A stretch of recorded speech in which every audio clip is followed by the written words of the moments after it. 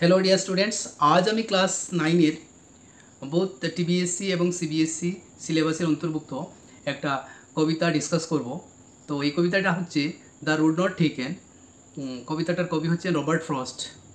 আমরা রবার্ট ফ্রস্টকেই নিয়ে অনেক দিন ধরে চলছি, তবে আজকে অন্য ক্লাস, এটা ক্লাস 9। তো ক্লাস 9 এর এই কবিতাটা খুবই important regarding making choice in someone's life. মানে কোনো ব্যক্তি বা কারোর জীবনে চয়েস বা পছন্দ কোনো বিভিন্ন অপশন থেকে বেছে নেওয়ার যে ইম্পর্টেন্সটা, এই পয়েন্ট অফ ভিউ থেকে কবিতাটা। তো চুজ করার সময় আমরা কি করব, ওই বিষয়গুলো কবিতার মধ্যে ফুটে উঠছে। এই কবিতাটা লিখেছেন রবার্ট ফ্রস্ট। অলরেডি আমরা অনেকেই জানি রবার্ট ফ্রস্ট একজন আমেরিকান বিখ্যাত কবি। তিনি একদম অর্ডিনারি ইনসিডেন্ট এবং অর্ডিনারি ফিনোমেনন নিয়ে লেখেন। তিনি আমাদেরকে লাইফ লেসন দিয়ে থাকেন।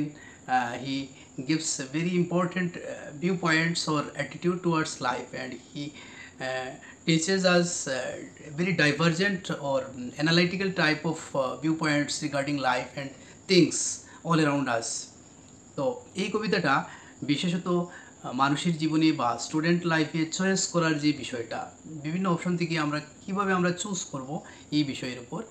তাহলে কবিতাটা পড়ে দেখা যাক। The name of the poem is road not taken by Robert Frost. আজ আমি স্ক্রিপ্ট থেকে দেখছি, মোবাইল স্ক্রিপ্ট থেকে। তো two roads diverge in a yellow wood, and sorry I could not travel both, and be one traveller long I stood, and look down one as far as I could, to where it bend in the undergrowth. প্রথম স্ট্রেঞ্জাতে কবি বলছেন দুটো রাস্তা দুদিকে চলে গেছে। তাহলে তারপর কি হলো, দুটো রাস্তা দুদিকে চলে একটা হলুদ উডের মধ্যে, জঙ্গলের মধ্যে প্রবেশ করেছে। And sorry the speaker says and sorry I could not travel both. কবি বলছেন যে আমি খুবই দুঃখিত যে আমি উভয় রাস্তাগুলা ভ্রমণ করতে পারবো না, বা আমি দুটো রাস্তাই বেড়াতে পারবো না। Be one traveller long I stood, যেহেতু আমি ট্রাভেলার হিসেবে একজনই, আমি পথিক হিসেবে একজনই, সুতরাং আমি দীর্ঘক্ষণ দাঁড়িয়েছিলাম ওই রাস্তার মধ্যে, উডল্যান্ডের মধ্যে। And look down one as far as I could, আমি একটা রাস্তা দিকে একদম চেয়ে রইলাম, একটা রাস্তা দিয়ে একদম তাকিয়ে রইলাম যতদূর সম্ভব পারা যায়। To where it bend in the undergrowth, আমি ওই জায়গার একটা জায়গা থেকে আমি তাকিয়ে রইলাম যেখানে ওই রাস্তাটা গিয়ে একদম একটা ঝোপঝাড়ের সাথে মিশেছে। Under growth means very shrubby plants or little thorny bushes etcetera. তারপর সেকেন্ড স্টেঞ্জাতে কবি বলছেন then took the other just as fair. কবি বলছেন যে আমি অন্যটা ধরে নিলাম, অন্য পথটা আমি পথের প্রতীক হয়ে গেলাম, অন্য পথটা আমি ধরে নিলাম just as fair, this path was also fair like other path. ওই পথটা অন্য পথের মতো ফেয়ার ছিল, প্রসপেক্টিভ ছিল, ভালো ছিল, এটা বলতে চাইছেন। And having perhaps the better claim, কবি বলছেন হয়তোবা আমার এই রাস্তাটা, সেকেন্ড রুটটা চুজ করা আমার জন্য, it was the best claim or better claim for me, এটা আমার জন্য ভালো একটা দাবি ছিল বা ভালো একটা চয়েস ছিল।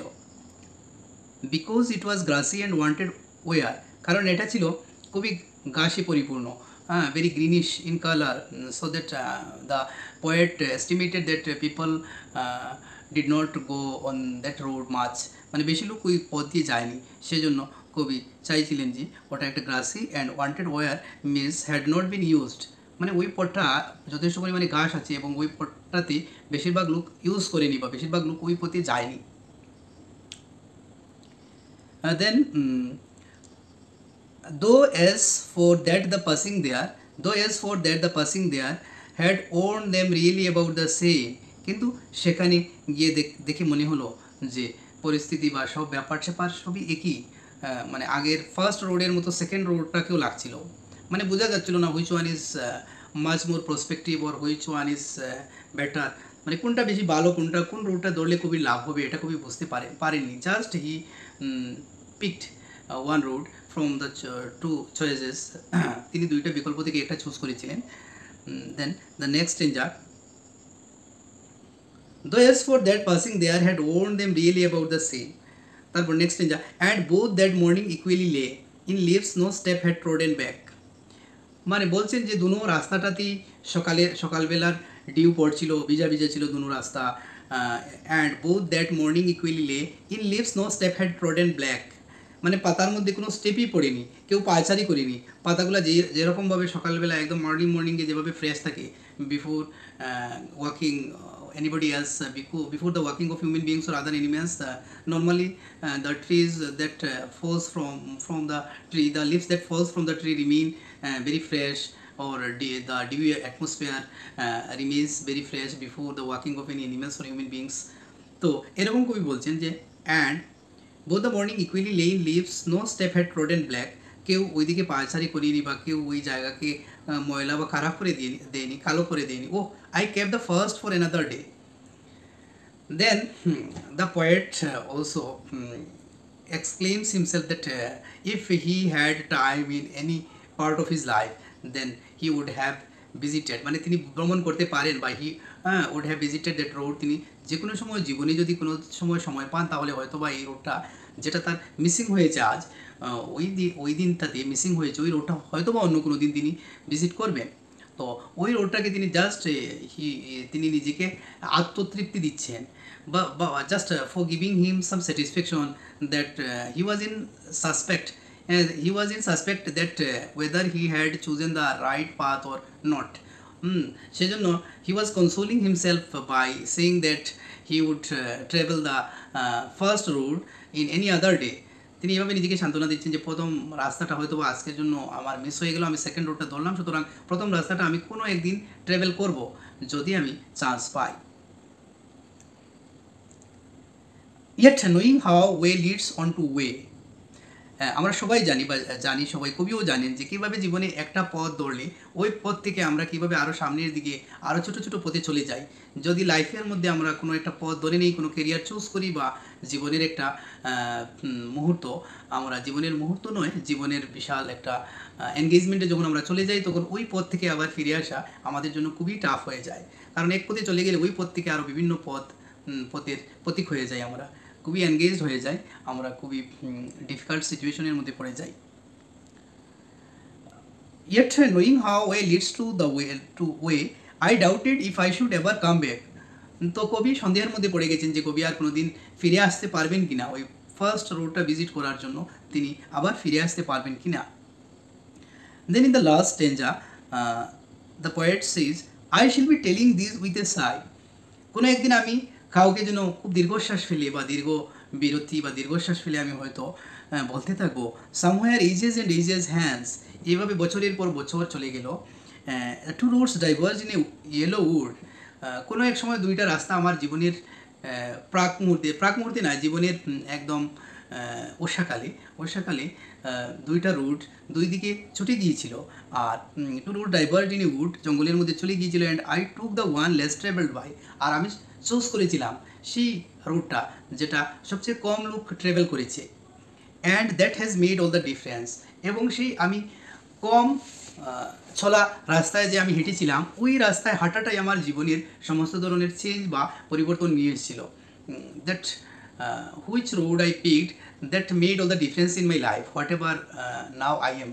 কবি বলছেন আমি এখন যে অবস্থার মধ্যে আছি ওই অবস্থার জন্য দায়ী বা ওই অবস্থার রেজাল্ট আউটপুট হচ্ছে আমি যে চয়েসটা করেছিলাম during the very early time of my life, what I choose now today it's the outcome of my actions.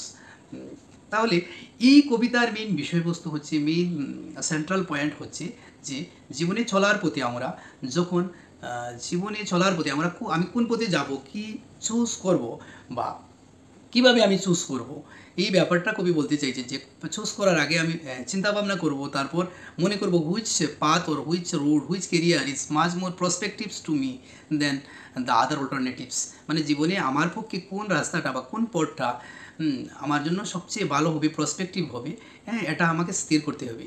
এবং আমি এটাই স্থির করবো অনেক কিছু চিন্তা ভাবনা করার পর, after a lot of consideration regarding my state of mind, regarding my potentiality and many more things surrounded by me, এইগুলা চিন্তা ভাবনা করে আমি একটা কেরিয়ার বা কোনো বিষয়ে সিদ্ধান্ত নিব যে জীবনে কোন রোডটা আমরা ধরবো।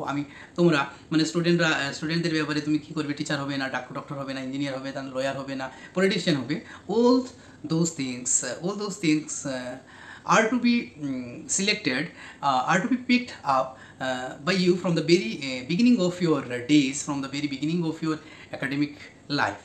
তো কবি বলছেন যে তোমরা যা চুজ করবে সেইভাবেই তোমার লাইফকে তুমি নিয়ে যাবে, লিড করবে সেইভাবে। মাঝপথ থেকে একটা চুজ করে আবার পিছন দিকে ফিরে আসতে পারবে না। সুতরাং whenever you will choose something, you just be calm and cool and you just think over yourself, think over yourself and take a very judicious decision by you, so that you can't repent or তুমি যাতে কোনো সময় কোনোভাবে তোমাকে অনুতাপ করতে না হয় এই বিষয়ের জন্য, সেইভাবেই তোমাদেরকে চুজ করতে হবে জীবনে কোনো কিছু বা কোনো বিষয়, কেরিয়ার হোক, চাকরি হোক, যাই হোক, এই সমস্ত ব্যাপার।